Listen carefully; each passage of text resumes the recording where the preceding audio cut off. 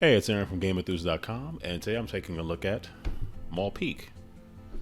Maul Peak is being published by Pencil First Games and was designed by Keith Matejka, Eduardo Baraf, and Dustin Foust. So Maul Peak is in the same board game universe as Skulk Hollow, if you will. Much like Skulk Hollow, Maul Peak is for 2 players, with an exception I'll get into in just a moment, where players are going to be controlling the Grizzar. The Grizzar are a collective of bears who live up in the mountains, the snowy ice-capped mountains, feeling as though they have relative safety in the mountains. Unfortunately, I believe they built their dwelling around a crystal fist, if you will. Needless to say, things don't quite go perfectly, and soon the Grizzar are going to have to face off against Guardians who don't want the Grizzar there, but the Grizzar want to protect their home. So one player is going to be taking on the role of the Grizzar, the other player is going to be taking on the role of a Guardian. So it definitely has that one versus many asymmetrical gameplay that Skulk Hollow is known for. When I mentioned the exception, I was referring to the fact that you can combine Skulk Hollow and Maul Peak for a 4-player game, 2 versus 2. So that's quite interesting. Maul Peak has a lot of very, very nice, finely crafted components. We're going to get into what those are, talk a bit about the gameplay, and then I'll see you back here. These are the components in Maul Peak, where the player who's controlling the Grizzar is going to be starting here in what's called the keep, and the player controlling the Guardian is going to start here in the lair. And you do have an option. There's essentially 9 different spots that players can be. You can also flip it over and then see the actual dotted lines dividing up how the actual areas are, if that helps.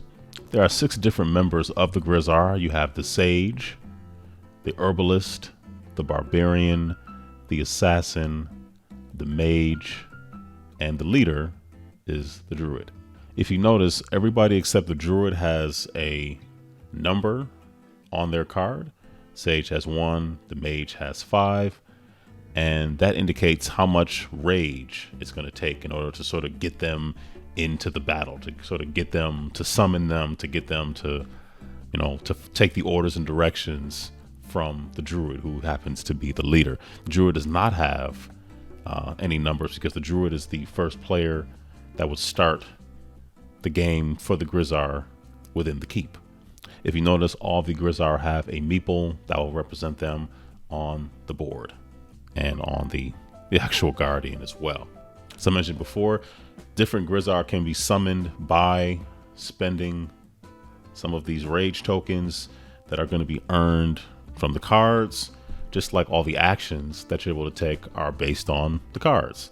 Slanting, leaping, doing melee attacks, using magic, gaining rage, which is important. While leaping, melee, magic, and intensify would use one of those 3 actions, summoning is a free action that players are able to do in order to get more of their fellow Grizzar onto the map, trying to battle the Guardian. The Guardian that's out here, his name is Sabosa. This is the very detailed, very nice, rather large meeple token for Sabosa. For this video, kind of makes sense to place it on like this. You can kind of see a lot of the detail, but when you're really playing the game, you probably have it up like this, as players would be playing from either side. So once players are able to actually leap onto the Guardian, Sabosa for example, these meeples would be making their way around the body of the Guardian and attempting to do damage to eliminate different actions. So if the player were to eliminate this knee, this right knee, and this left knee, then this Guardian, Sabosa, would no longer be able to use the Quake move, which one might assume is Sabosa stomping onto the ground, causing the ground to shake, which could be very effective. And these hearts here with the crack in them would symbolize Sabosa taking damage, much like the red hearts here with the crack would symbolize members of the Grizzar taking damage. There are also technically four, other enemies that the Grizzar can contend against of varying difficulty. So you have Veblen, a rather large spider, who is a 2-star difficulty. This is Veblen's box, and it will contain all the cards for Veblen. I'll show you Sebosa's cards in just a second. Each of the Guardians has their own set of cards and abilities, and they get more and more challenging, which makes sense. And this is Veblen's token. It's rather imposing token, if you will. We have Quagra, and if you notice, they all have different sets of things, like you have Skitter, Bite, Mystify, Spin, and Weave, whereas Quagra has Compel, Confuse, Sabotage, Extract, and Core. You don't want to go into the core. And this is Quadra's box here, 2 stars, much like Veblen, and this is Quagra's meeple here. I'm calling this meeples. These are really more than meeples. I should be saying figure. And then the upper left here, you have Trovac and Gnarl, who have very detailed, very well sculpted figures as well. Each of the Guardians have their own player board with their own abilities. Sebosa is sort of the enemy that players should probably begin with, and Sebosa has a 1-star in terms of difficulty playing, and they have their own deck of cards. Allow them to do things like Mend, so they can recover some health, Scatter, Quake, Frost, Whack, things like that, because as the Grizzar are climbing up on these creatures, they're going to want to remove them. So whacking is an ability that would enable them to knock the Grizzar back off of them, such that they can continue to whittle down their health, much like the Grizzar were there in the first place, to whittle down the health of the Guardians. And the Guardians also have these energy tokens, which they can use to take additional actions.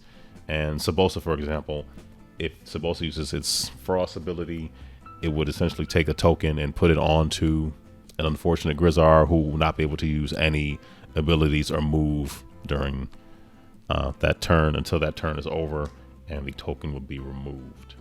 The win condition is different depending on whether or not you're the Grizzar or one of the Guardians. For the Grizzar, their win is in eliminating all the different body parts, thus eliminating the ability for the Guardians to take certain actions. The Grizzar would win. The Guardians win if they whittle all the Grizzar's health, all the Grizzars that are currently on the map.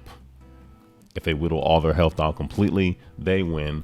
And the Guardians usually have another win condition. For Sebosa, it happens to have 4 hero units trapped in the cell location. So if the player controlling Sebosa happens to trap 4 enemies in the cell, they'd win the game. However, in addition to relying on each other, the Grizzar also would take in 1 Winter Beast with them.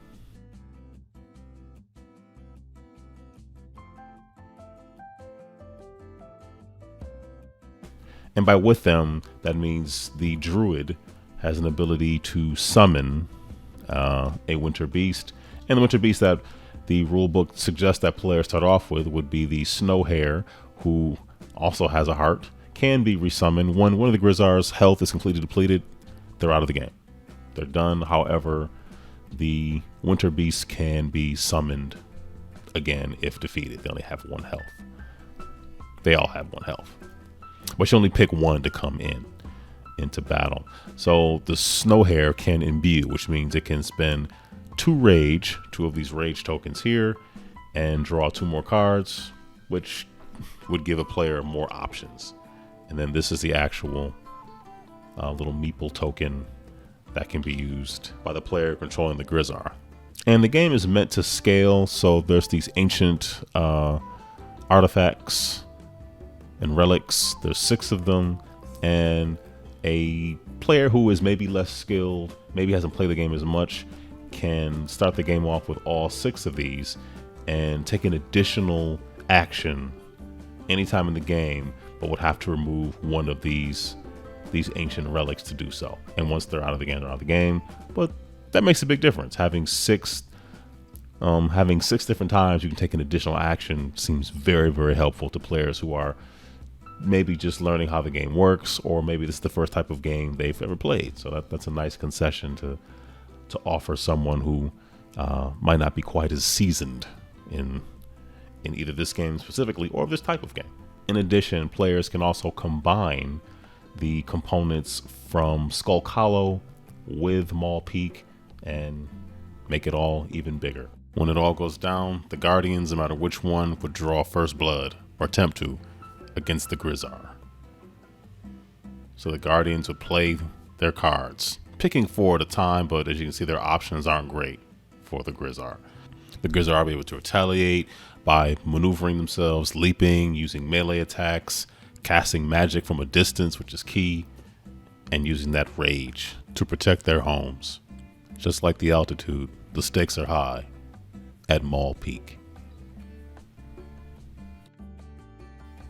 So that was Maul Peak. Very exciting, very fun, and I don't know if I explicitly said it earlier, but I have not played Skulk Hollow before, and that in no shape, way, or form had any negative impact on my enjoyment of Maul Peak.